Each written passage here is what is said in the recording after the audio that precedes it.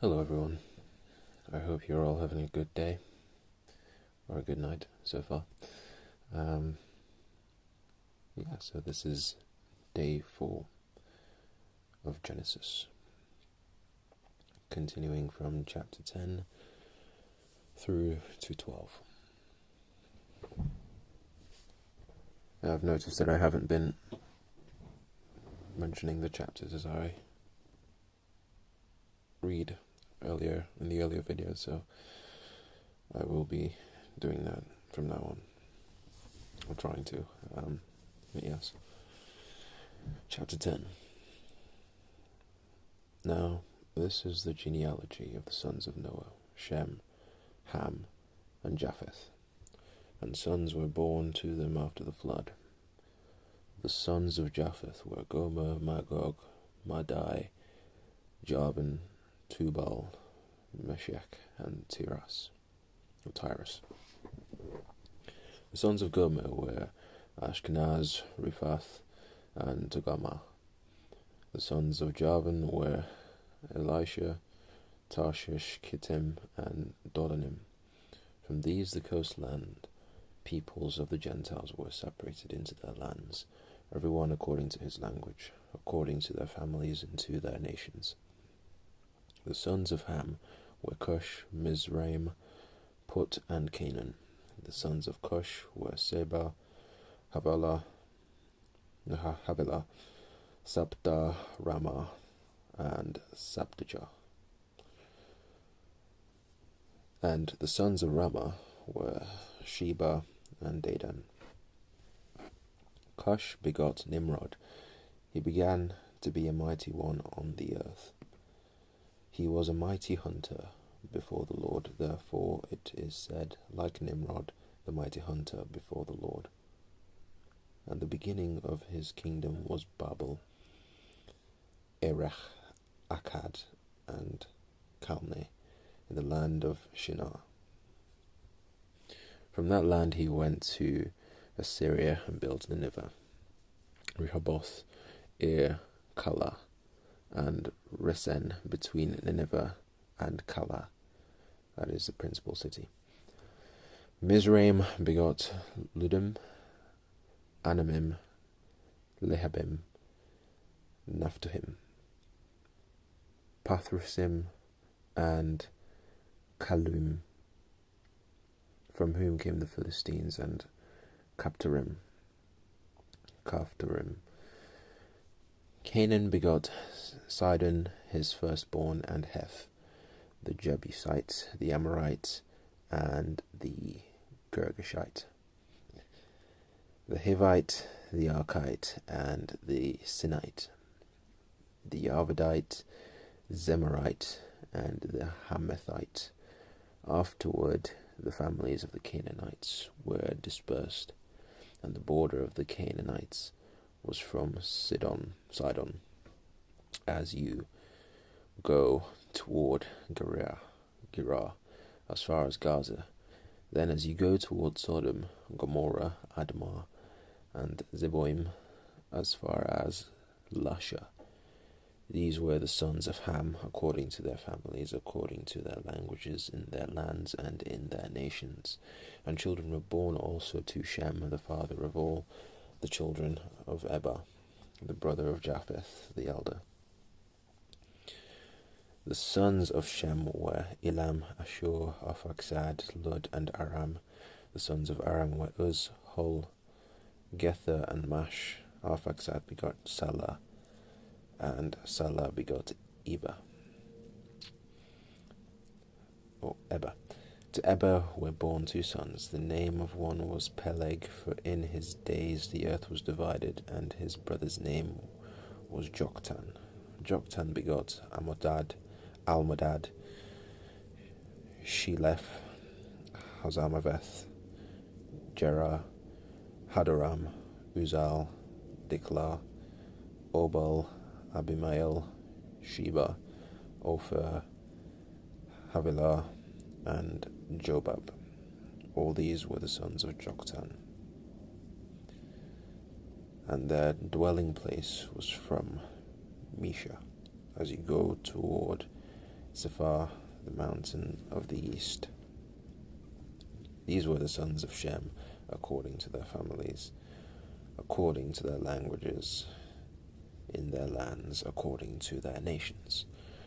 These were the families of the sons of Noah, according to their generations, in their nations, and from these nations were divided on the earth after the flood. Now the whole earth had one language and one speech, and it came to pass, as they journeyed from the east, that they found a plain in the land of Shinar, and they dwelt there. Then they said to one another, Come, let us make bricks and bake them thoroughly. They had brick for stone, and they had asphalt for mortar. And they said, Come, let us build ourselves a city, and a tower whose top is in the heavens. Let us make a name for ourselves, lest we be scattered abroad over the face of the whole earth. But the Lord came down to see the city, and the tower which the sons of men had built. And the Lord said, Indeed the people are one, and they all have one language, and this is what they begin to do. Now nothing that they propose to do will be withheld from them. Come, let us go down, and there confuse their language, that they may not understand one another's speech. So the Lord scattered them abroad from there over the face of all the earth, and they ceased building the city. Therefore its name is called Babel, because there the Lord confused the language of all the earth, and from there the Lord scattered them abroad over the face of all the earth.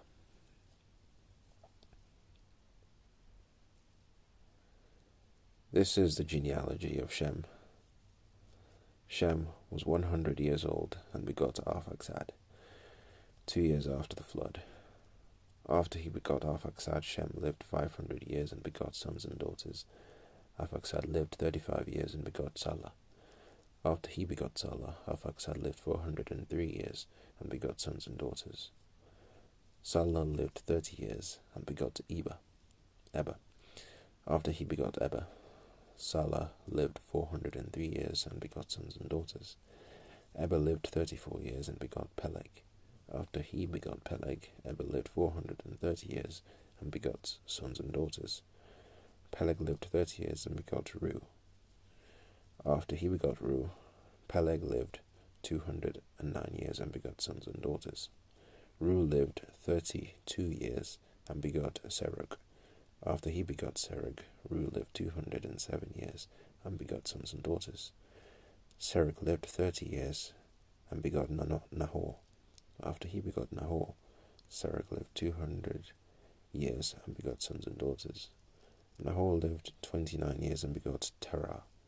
After he begot Terah, Nahor lived 119 years and begot sons and daughters.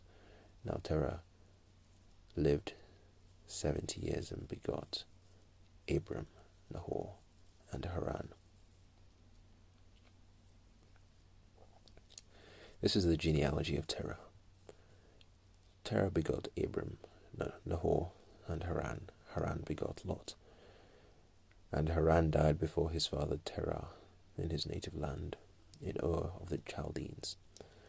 Then Abram and Nahor took wives. The name of Abram's wife was Sarai, and the name of Nahor's wife Milcah, the daughter of Haran, the father of Milcah and the father of Iscah. But Sarai was barren, she had no child.